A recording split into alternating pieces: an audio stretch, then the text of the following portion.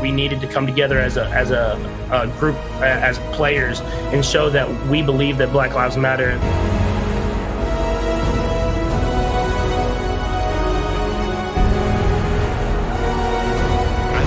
That Mahmoud was not standing for the national anthem. He believes the flag symbolizes oppression. Overnight, San Francisco 49ers quarterback Colin Kaepernick refusing to stand during the national anthem again. Black Lives Matter on buses, on the court, on jerseys. The league promised to say their names, to say her name. Justice for Black.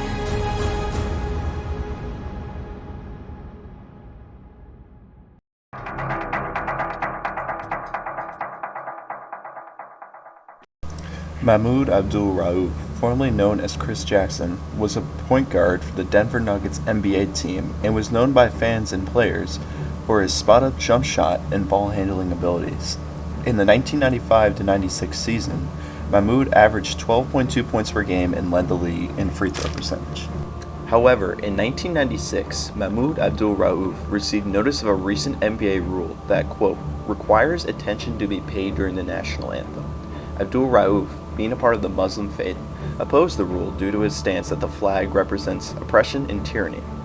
Furthermore, his stance aligns with the text of the Quran, which states that, quote, nothing should stand in between an individual and God. League individuals, such as NBA Deputy Commissioner Russ Granick, cited that, quote, players, coaches, and trainers must stand and line up in a dignified posture during the U.S. and Canadian anthems. However, Mahmoud Abdul-Rauf refused to change his stance and methods of opposing the flag. As a result, Abdul-Rauf was suspended by then NBA Commissioner David Stern and would be granted playing time if he conceded and recognized the flag. Despite his suspension, Abdul-Rauf expressed that his religious beliefs didn't coincide with what the flag stands for, and that he couldn't stand for what represents racial inequality. This issue later came to a resolution, with the NBA and Mahmoud Abdul-Rauf agreeing to terms in which he could express his beliefs during the national anthem in two methods, by staying in the locker room or by bowing in prayer. The image of Abdul-Rauf bowing in prayer during the national anthem was met with praise by social justice activists and generated a league-wide debate that had the media, players, and fans at a crossroads in terms of whether the protests should be permitted. In 1996, Abdul-Rauf's protests became a national topic, as the NBA was reaching in peak in popularity, and an athlete displaying a protest of the national anthem and of the flag itself had never occurred before. Almost immediately, radio shows and media sources began to discuss their opinions on Abdul-Rauf's stance, and it was met with heavy opposition. The media often utilized fan opinion to exemplify public opinion, which resulted in interviews with fans regarding their stance on the protest. NBA viewers and even Nuggets fans have voiced their opposition to Mahmoud Abdul-Rauf's protests. To be proud of it. He's in America, he gets paid by an American company, so. America is the reason why he's making the big bucks, and I mean, he should at least respect that. Ask Mahmoud if he'd rather not get paid in American dollars. I thought it was kind of rude. He should have showed a little bit more respect for our country, because since he lives here. I don't know him. My question would be, is he a citizen? He is a citizen of the United States. It's very disrespectful, but everyone's entitled to their own belief systems. In his first game back from suspension, Abdul-Rauf was met with loud boos from a Chicago crowd at the United Center. Denver's leading scorer and assist man was booed most of the night, something he might have to live with. Despite the criticism and backlash that he received from the media, Mahmoud Abdul-Rauf asserted that his stance was to exemplify freedom of speech and that he was exercising his religious beliefs and freedom. Furthermore, he pled that without proper context of his beliefs and how the flag represents racial inequality and oppression, it allowed the media to frame him in a negative light. In addition, because of his protest wasn't associated with a specific movement or cause, he was alone in terms of his cause, and it allowed the media to single him out and criticize him to a drastic extent.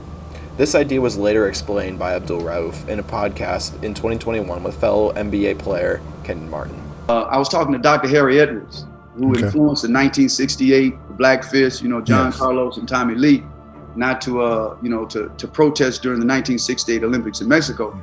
Yeah. He told me something I never thought about. He said, Muhammad Ali did what he did.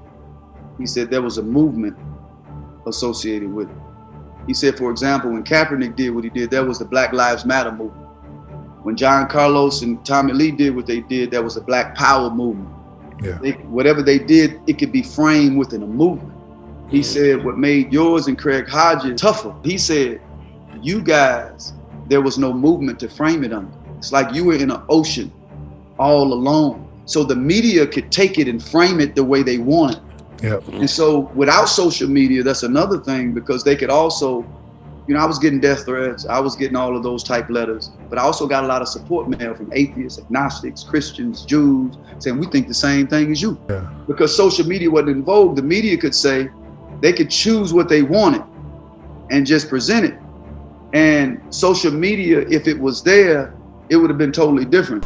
As a result of the media failing to contextualize Mahmoud Abdul-Rauf's protests with religious freedom and justifying his beliefs, it resulted in his NBA career and personal life being met with hardships.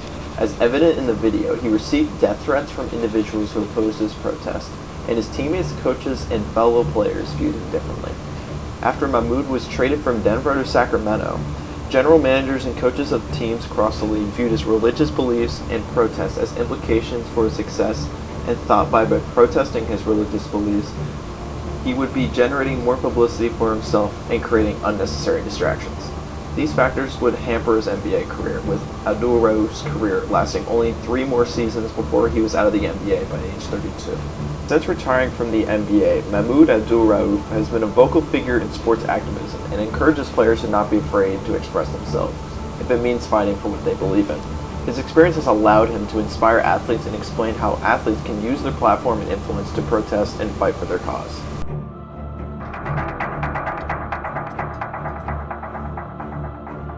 It's just over my shoulder. Colin Kaepernick is warming up with his teammates on the field, but a little bit later tonight, about 100 feet to my right on the sideline, he's expected to kneel once again and protest to what he says are social injustices to African Americans.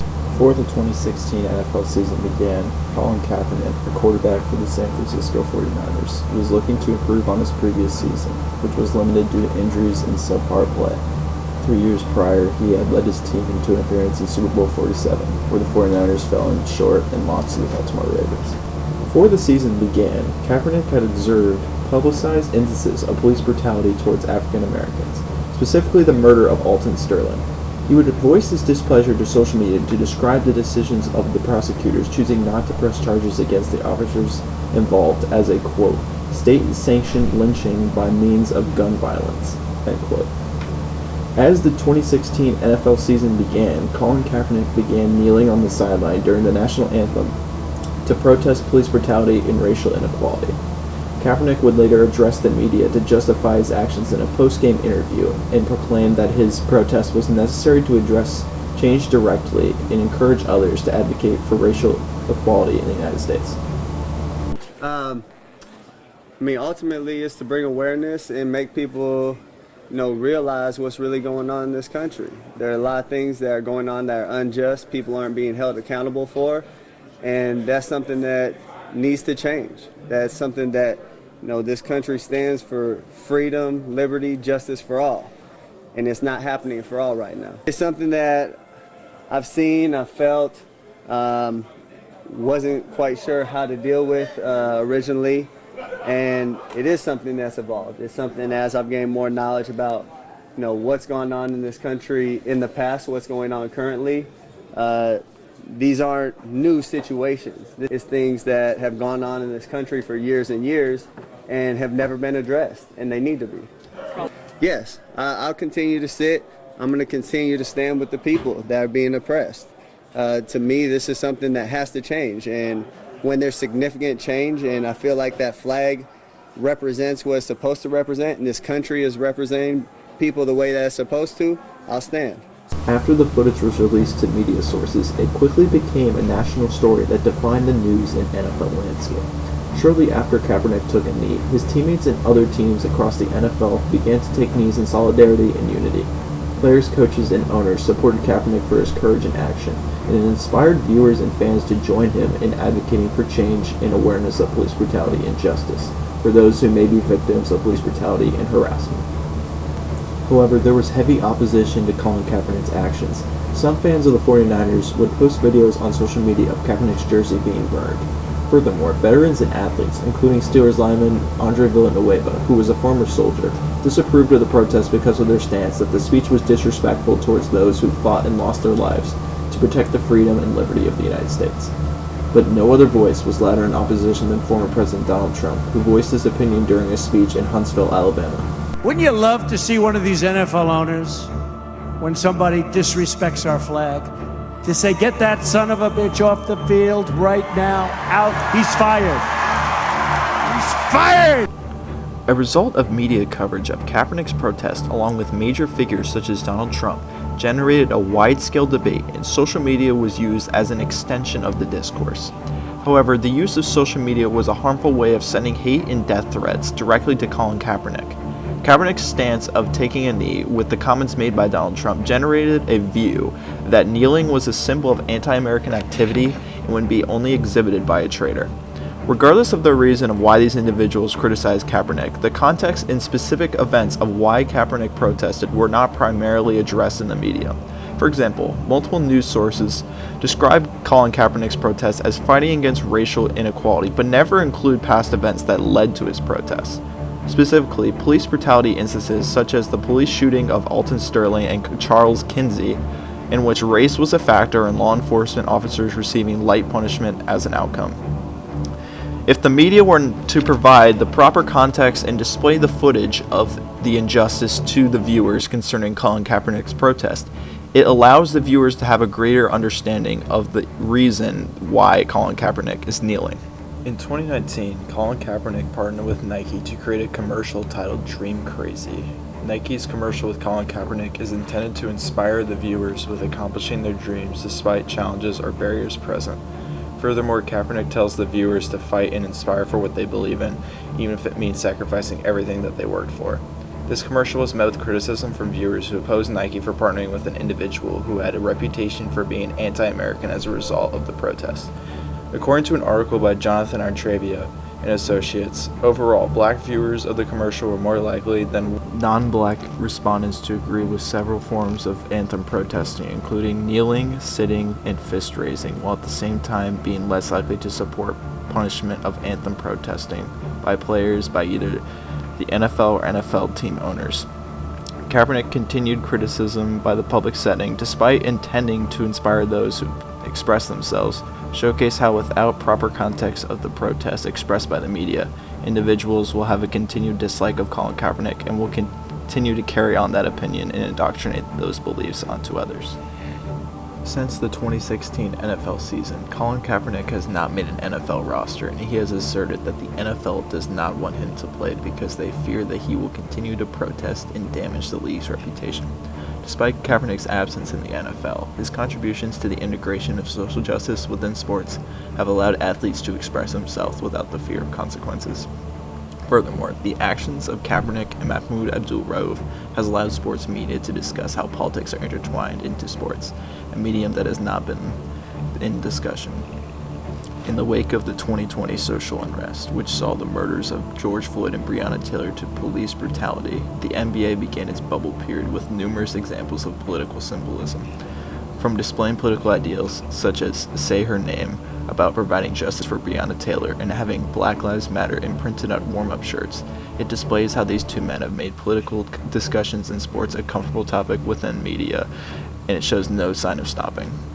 Without the sacrifices of Colin Kaepernick and Mahmoud Abdul-Rauf, the ability of athletes to express their political beliefs would not be as elevated as it is in the modern day.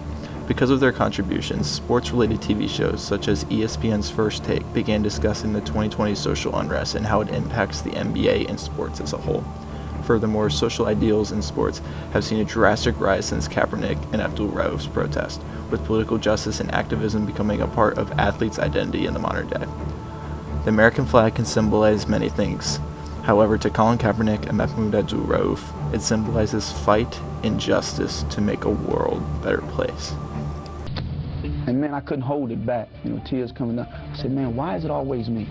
Why do you use me to shake up the lineup? And make people, realize what's really going on in this country. There are a lot of things that are going on that are unjust. People aren't being held accountable. In the history of basketball, your leading scorer and assist maker He's the one you're going to sit to shake up a lineup. Why am I always the guy?